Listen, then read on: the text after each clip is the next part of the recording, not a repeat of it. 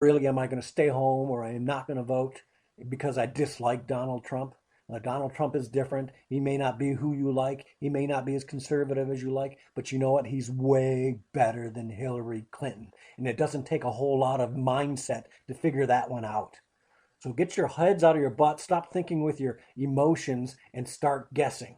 Okay?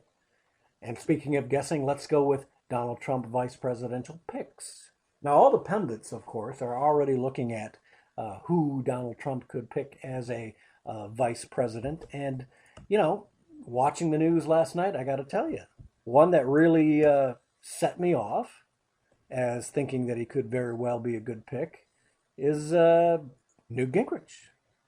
He's been kind of pumping Trump up along, but he's been doing it in a realistic way. I mean, I kind of almost cringed last night for his ability to become a VP when he said Donald Trump sometimes says dumb things.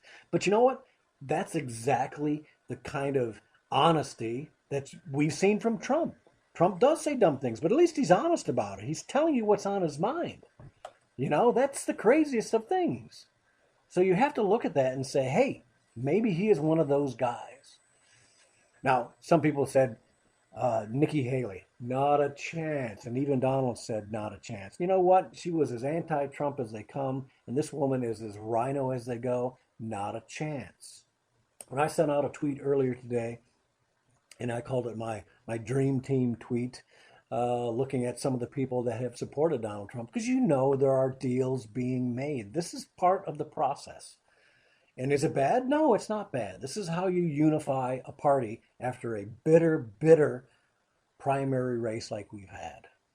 So let's take a look at Chris Christie. Would he be a VP pick? I don't think so. Number one, you're not going to put a New York guy and a New Jersey guy on a ticket because you're representing only one isolated part of the country. So there's no way Chris Christie's going to be that. I can tell you where Chris Christie, and I'll bet $20 bill on it right now. I believe Chris Christie will be the next Attorney General of the United States under Donald Trump.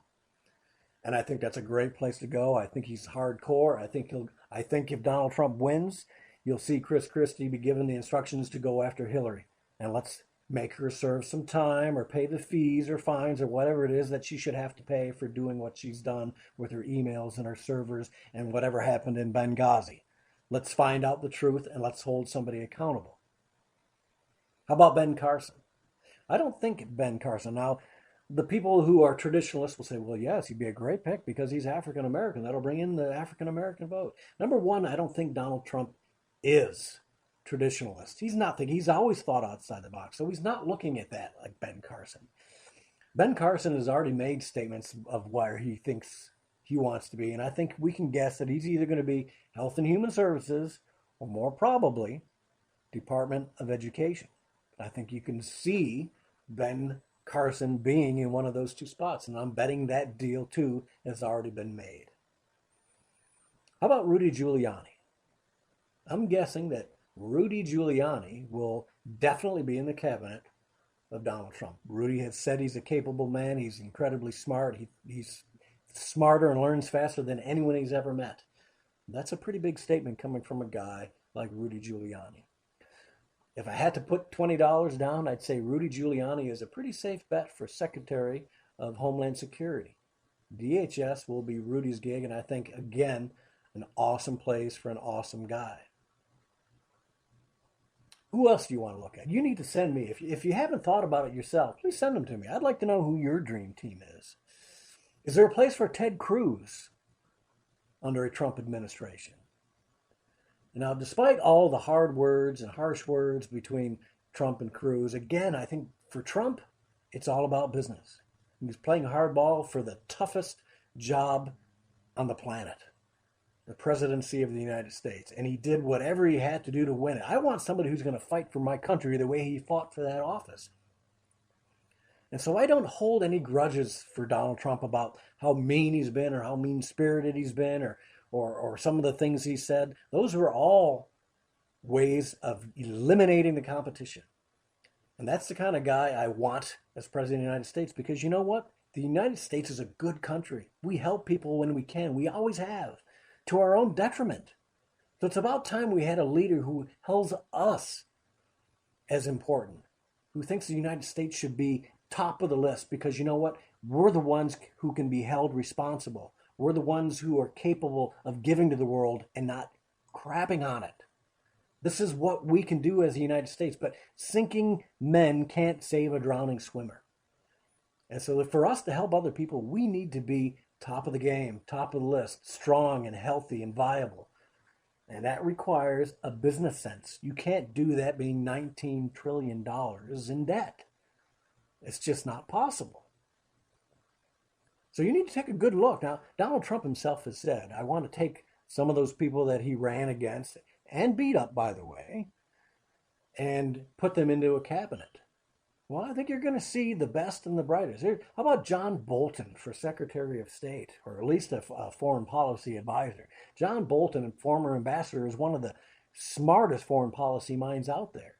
And he looked at Ted Cruz's or Donald Trump's foreign policy statement last week or the week before and said it was very good. It was strong. It hit the nail on the head. If you're getting that kind of a comment from John Bolton, you know that Donald Trump's on the right track. Like Reagan, he's not the smartest guy, but he knows how to surround himself with smart guys. That's why Reagan did so well. Ronald Reagan surrounded himself with the smartest people he could get his hands on. And when you do that, you have success. Success is important, and it comes from thinking straight and being a good man. If nothing else, the President of the United States should be the smartest manager we can get our hands on. This is a hiring process, folks. That's what it comes down to. We are hiring somebody to run the United States of America and run it in a way that makes sense for all of us, from the poorest of the poor to the richest of the rich. And I think Donald Trump is that guy. So you can hate me for doing this Trump show if you want and giving Donald Trump everything that I think he deserves, but you may not. But you know what? Email me if you have problems, Gary@thedailydrift.com. I want to hear from you. It's important. You can catch these podcasts. You can contact me. And as I've said, the current newspaper is always looking for good writers. You want to talk about your candidates?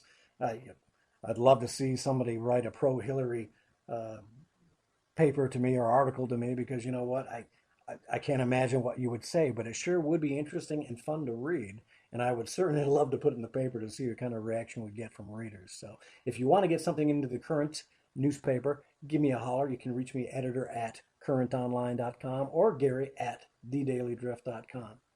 So that's what we've got. We'll see you next week, same time, same place, 2 o'clock here at Wham Talk 1600. That's www.whamradio.com. And check us out next week. And until then, go to thedailydrift.com, www.thedailydrift.com. Check us out on ICRN, that's Conservative Radio Network, and then go to thedailydrift.com. Take care, and we'll see you then.